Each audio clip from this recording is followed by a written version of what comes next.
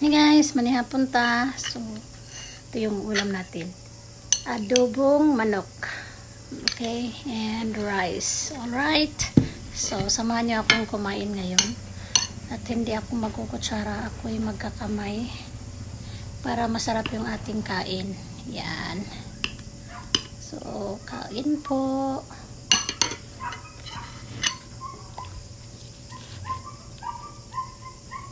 Thank you, Lord.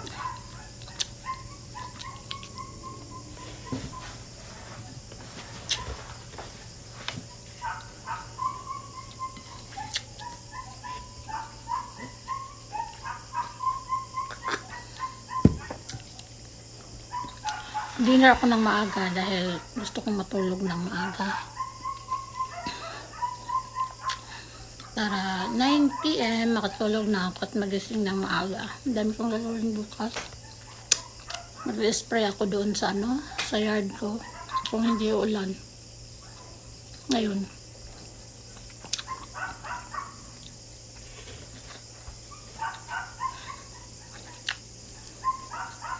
Sarap.